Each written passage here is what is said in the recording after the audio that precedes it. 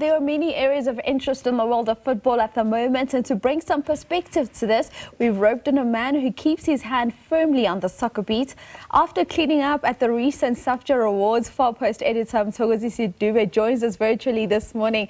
Good morning to the award-winning Mthokozisi. Thank you so much, Mtho, for joining us this morning.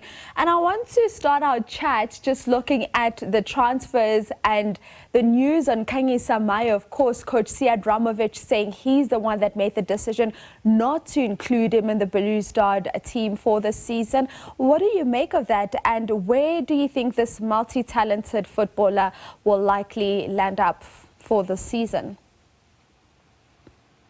Thank you so much, Vusiwe, and good morning to everyone.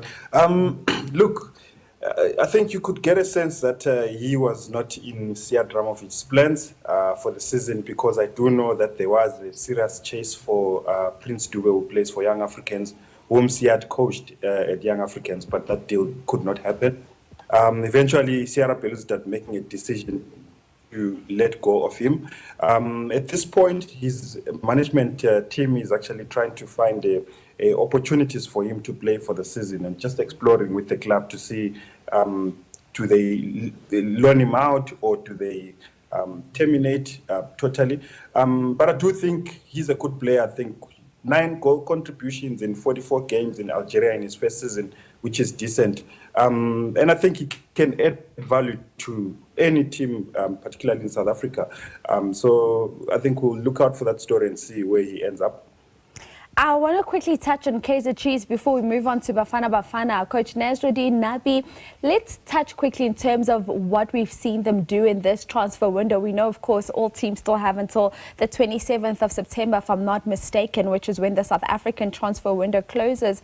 What do you make of the business that's been done by Kaizer Chiefs, having seen how they've come out this season, unbeaten in their 5 opening games, yet to concede a goal? And we still haven't seen some of the other players they've signed. When you look at Ethan Chislett yet to play, you look at Shinga as well. What do you make of Kaizer Chiefs? Look, very interesting, because if you go back to last season, the coach said he was looking for a specialist left back. The club went out and they bought 2 specialist left backs, that's Pasika Mako and Shinga. I think they've really addressed the challenges that they had last season. You also look at someone like Sipe Sitlenlovu and Lebogang Mabo coming in to replace someone like Edson Castillo and Yusuf Mat. I think that's some good business that they've done. Also going to reinforce in attack. They struggled a bit scoring goals last season. They brought in Flavio, they brought in Igodaro. So I think the most important thing for them now is to get goals, They've got a young Velebai full of promise, on the wing. So I think they've done well to address the challenges they've had. And maybe the good defensive record in the first 5 games is down to the business they've done. You look at how Thabiso Munyan and Pasika Mako have established themselves on the wings.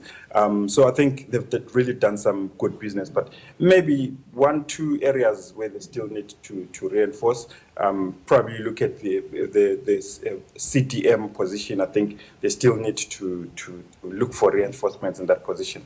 All right, we'll see whether or not there will be reinforcements in terms of that central defensive midfielder for Kaizer Chiefs. Let's talk Bafana Bafana now. I'm not sure if you're in Bloemfontein yet, or if you're still going to make your way to Bloem.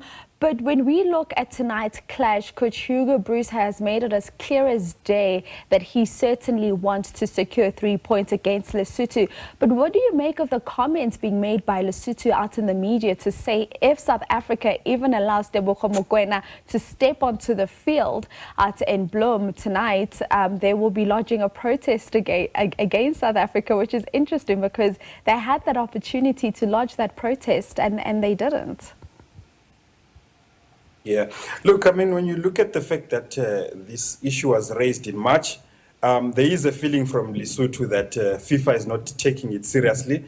And to maybe draw attention from FIFA, they want to protest today. And Hugo Bruce was very clear yesterday in his press conference saying that he will not listen to nonsense. That's what he called it, to say he's not even going to be entertaining that.